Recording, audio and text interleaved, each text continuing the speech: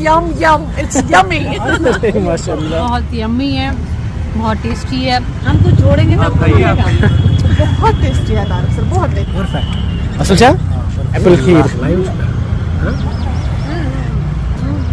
अस्सलामुअलैकुम आज बनाओ अस एप्पल खीर यानी ूटन हज फीरिन मजेदार शुबेदार तो बेय वारिया ताकती। यह एप्पल खीर खेन सत कैल्शियम त मिलान, प्रोटीन त मिलान तो विटामिन्स त मिलान। यह एप्पल खीर खेन सोन हाजमु त रोजान ठीक, सान अड़जन मजबूती तो बेहद हेल्थ बेनिफिट्स। वमे तुह अजिच एप्पल खीर पसंद पकू करो शुरू।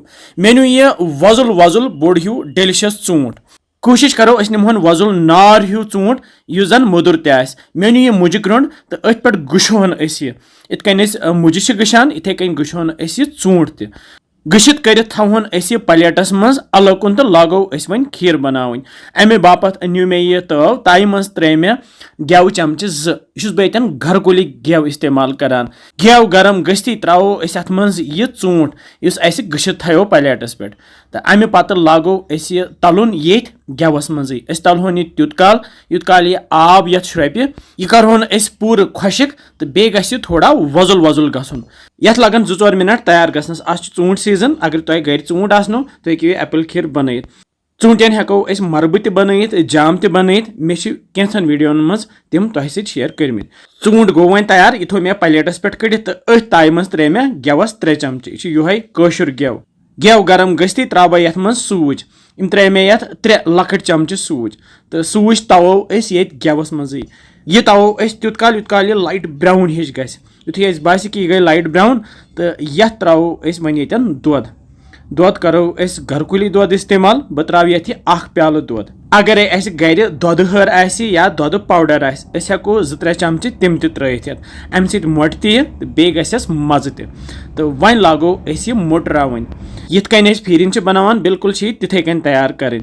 अगर अस कब्जी त रोजान यह एप्पल खीर तैयार कर अगर खेमो तो वारिया फायदे मिले।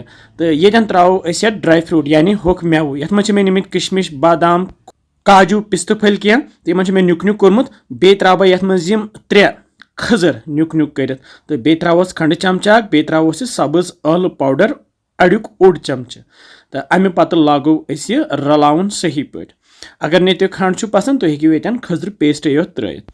खजरस हेको पेस्ट बन पत ये मज इस्तेमाल कर तो लागो असल पे रलाउन। यह खजर पेस्ट गस पूर पे ये रलन तो पूर पे रल त्रो लास्टस वन यह ूट इस गोथी तैयार थोमुत कर।